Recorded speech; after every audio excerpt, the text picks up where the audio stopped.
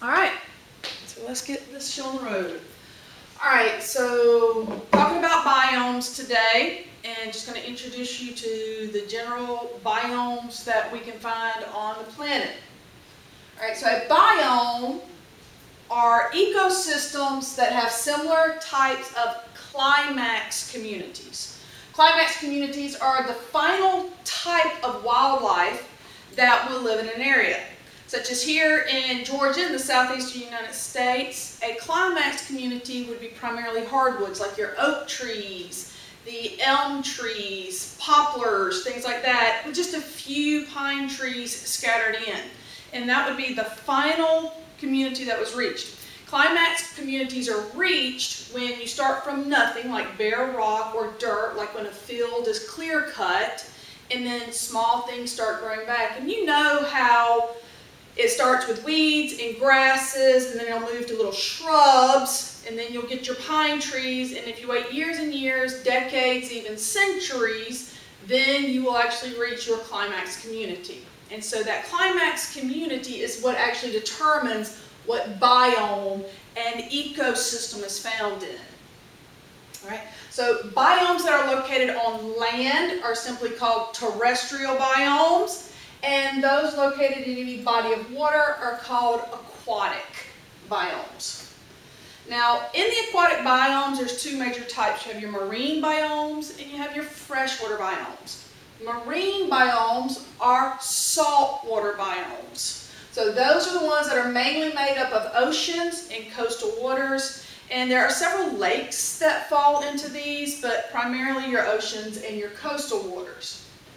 Now these biomes are separated into the photic zone, which is the areas that are shallow enough for sunlight to get to them. So that's pretty shallow, and once you get deep enough in the water, the sunlight will no longer penetrate that far. And then you have the aphotic zone, and that's that which never gets any sunlight.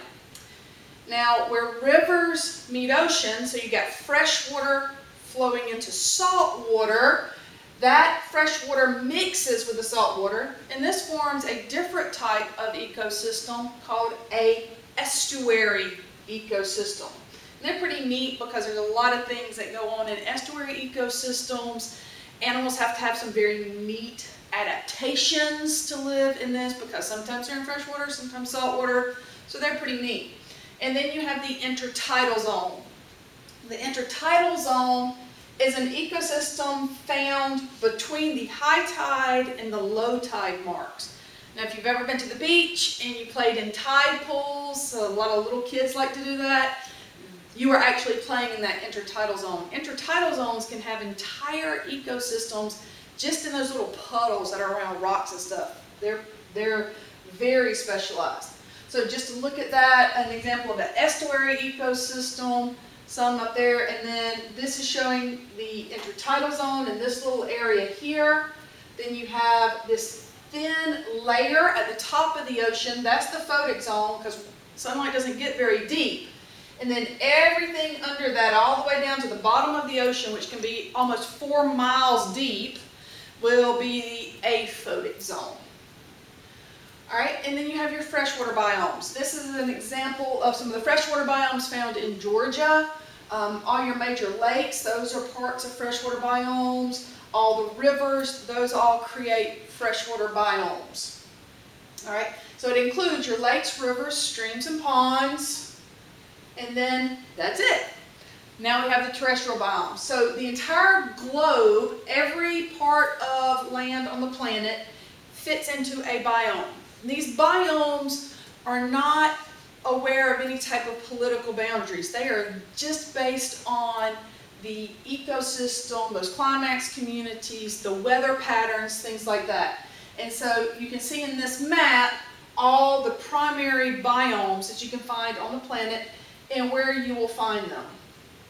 All right? So the terrestrial biomes are all places on land. Now the tundra is the first one, and that is a treeless landscape that is found up where temperatures are above freezing only a short period of time.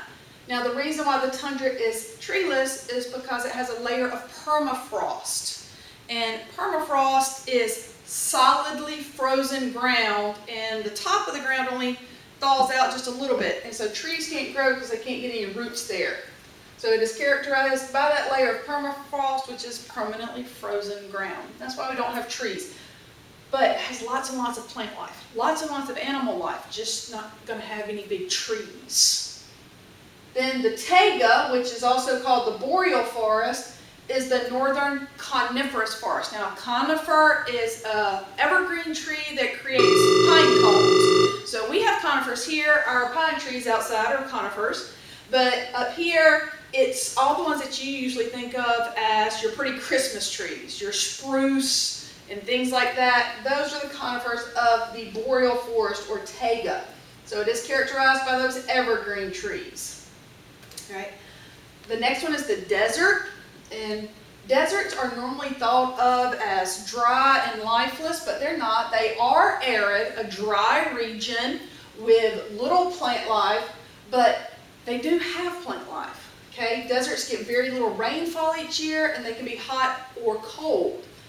Now, lots of animals live in the desert, lots of plants, as far as just not a lot of variety though, just very specialized plants, specialized animals. They have to have a lot of different adaptations to help them live with so little rainfall. But the one thing that is neat is most people think of deserts as hot, but you can have cold deserts. The largest desert on the planet is not the Sahara Desert, it's actually Antarctica. Okay, because it's classified on the amount of precipitation, and even though you think you get a lot of snow in Antarctica, you don't. So it is actually considered a desert. All right, grasslands, this would be like our prairies out west. They're covered with grasses and other similar small plants. Get a lot of grass life. The trees you see in the background of the picture, but the only place you'll find trees on a grassland is near a body of water. So if you see trees, you can usually identify where you're going to find some fresh water, streams or ponds or things like that. So that's where you're going to find them. Depending on what continent you're on, grasslands are called different things. We call them prairies. They're called steppes. If you're in Russia, they're called steppes. When you go to Africa, and I just went brain dead on the names of what they call them in South America and Australia. But they have a different name, but they all are the same biome. Deciduous forest, this is where we live, a temperate deciduous forest. And that is dominated by broad-leafed hardwood trees that drop their leaves every year. So as you know, every fall, all of our leaves change color and they all fall off and they make a big mess and you gotta rake your yard. Those are deciduous trees. All right, and so that would be the primary plant life in the temperate deciduous forest. Then you also have the rainforest, and we all know these from pictures and all. They have wet weather, lush plant growth. They have very, very dense canopies. There's not a lot of sunlight down at the bottom, so everything kind of grows up and tall, and there's lots and lots of rain. And what most people don't know is you can actually have a temperate rainforest. We're all used to the tropical rainforest, like around the Amazon jungle, but along the coast of Washington State and Oregon, we actually have a temperate rainforest. It's kind of cold in the winter and all, but it's wet all year round. All right, so that is biomes. Hope I didn't do too bad of a job, y'all. Bye.